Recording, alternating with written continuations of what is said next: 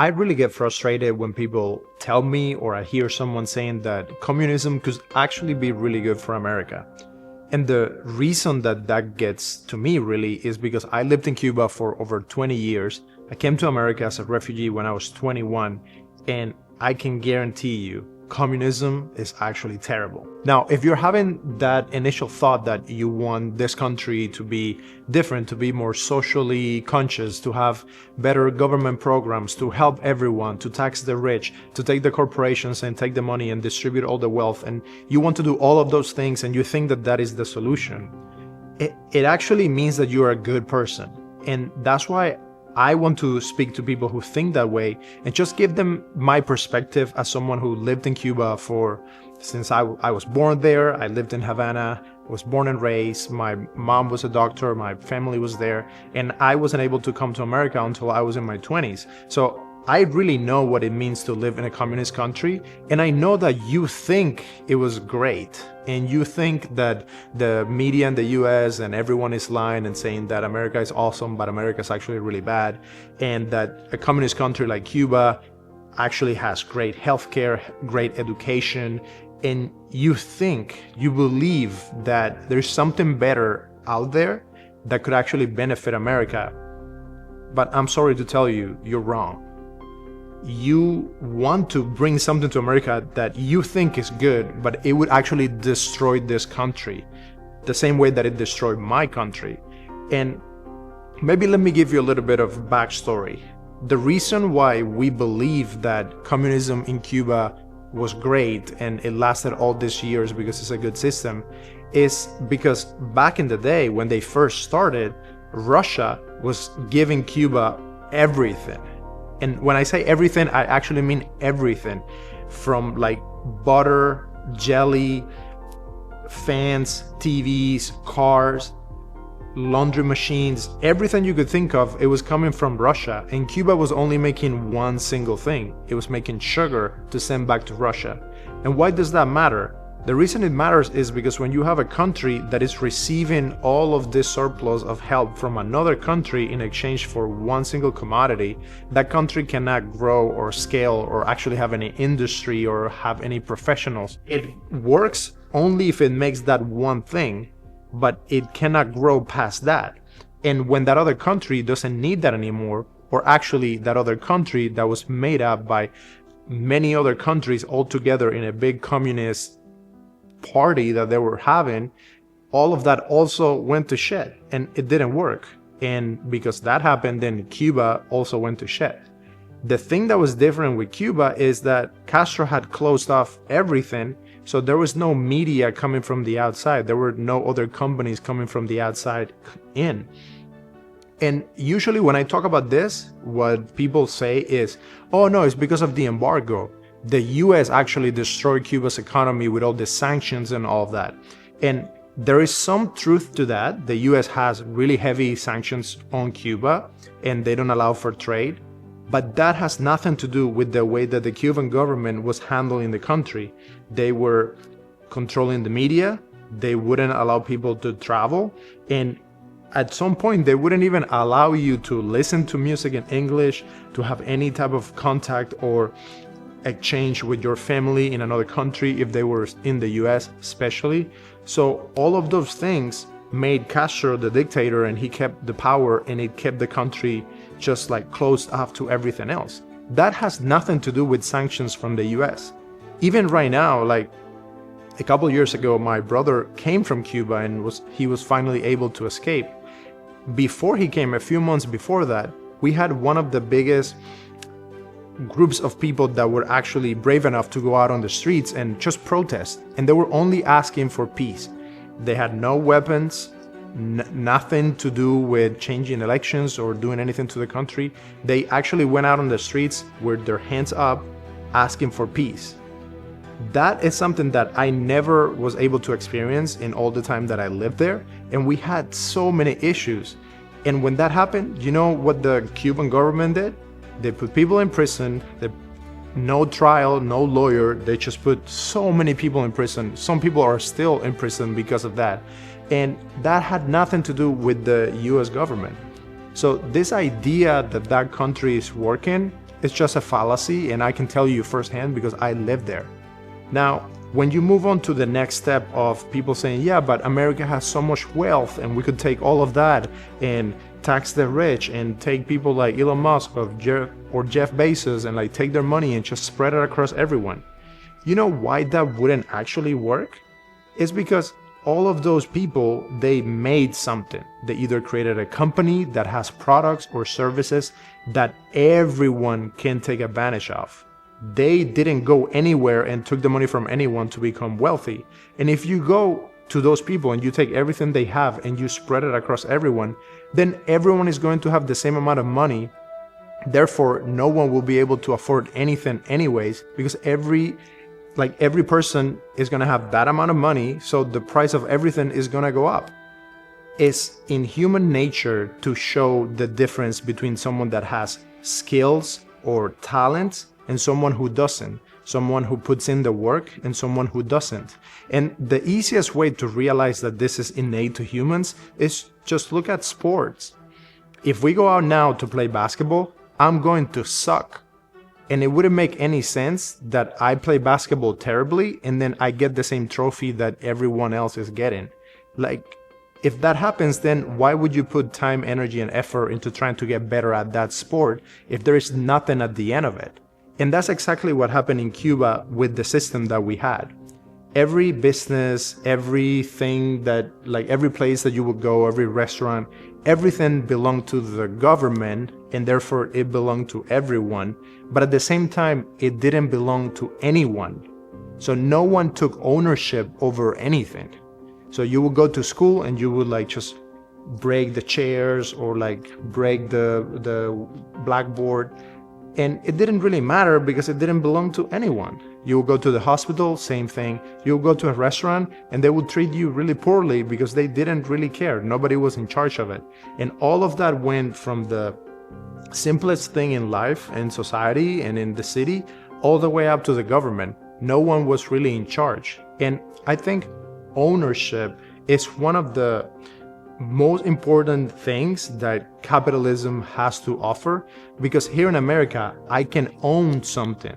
And because I own it, I will protect it and I would actually make sure that it's being utilized in the best way. And if I own a computer or if I own a phone or a camera, I'm going to make sure that it lasts. I'm going to make sure that I put it to good use because it costs me something. Another thing that works completely different in a communist country is the way that the government and elections work. In Cuba, we had Fidel Castro. He was the president for over 50 years. Why? Because he changed the rules. And now you see the same happening in Venezuela with Hugo Chavez. And then after he died, Maduro, the guy that took over, he also did the same.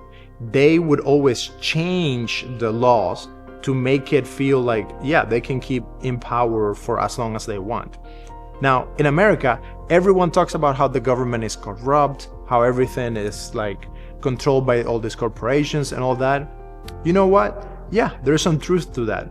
But it's way better to be controlled by corporations that are actually making money and they're making a profit because they're creating products and services than to be controlled by a dictator, by a group of people that stay in power for 50 years and they don't make any changes and they have no reason to because they control everything. In America, you have the Senate, you have the Republicans, the Democrats, and it's a little bit silly that we keep fighting everyone. At the end of the day, we all want to be better Americans and we all want a better country. We want to make more money, we want to be safe, and we want to have fun. Here, at least you have the chance of changing the president every 4 years and anything can happen. You can have a black president, a white president. We are going to have a female president pretty soon. I'm pretty sure of that. Anything can happen because those groups have actual power.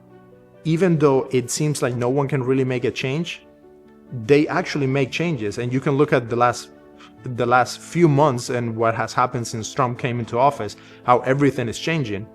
You have a lot more accountability and you have a system that even though it's somewhat broken, it works so much better than a communist party that is a single party in a country and controls everything with no changes.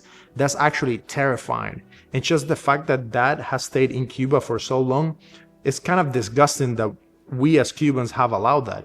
But it's just very difficult to change. And the only way it's probably going to change is with a civil war in Cuba, and a lot of people are going to have to die for that system to go away. Honestly, until you go to a communist country and you experience it, please don't pretend that that system is going to work in America, because trust me, it won't.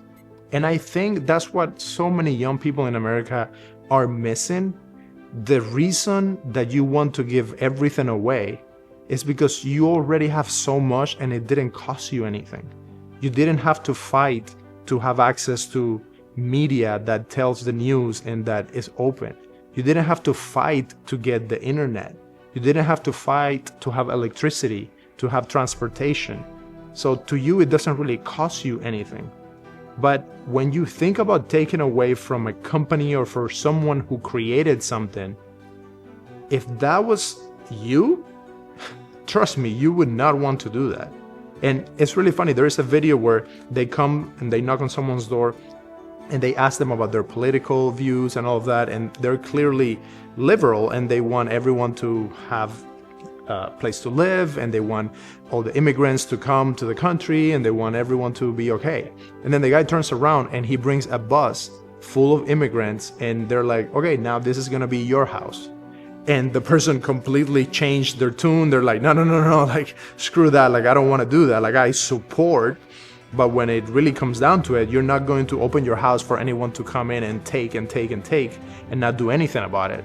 So something very similar to that happens in Cuba, in a country where you turn communism into the main political system, and they actually went to people's houses and they forced them out, and they made that house like open to a bunch of different families that they could now come and live there. They did the same with businesses, with pharmacies, with restaurants. And if we try to impose that on America, this whole country is going to fall apart, and we're not going to be able to enjoy any of the good things that we enjoy. Luckily, I don't think that that would happen, but every now and then I get afraid. And I remember one time my brother had just come to America and we were driving around Burbank, and all of a sudden we see these signs, and they had these big signs put up on like the electric post, and they had this like communist group that was like putting this message out there. And I had already been in America for about 10 years, and I had never experienced anything like that. My brother immediately said, stop the car, we have to like take that down. We went over, we ripped the signs off. And that time I did get really afraid that, hey, for the first time I'm seeing that people are actually bold enough to go out and put up signs to talk about communism in America. That is really scary. And I hope no one keeps going down that path, because the reality is that it sounds so good. Like, as a human, you're like, yes, I want everyone to have the same things. The distinction that I want everyone to be able to make is everyone should have the same access, the same opportunities to perform, but not everyone should have the same outcome of the results. If you are not good at something, you should not get the results that someone who's really good at that should get. If you suck at painting, at acting, at sports, at whatever it is that you want to try, if you're not good, you should not win, you should lose.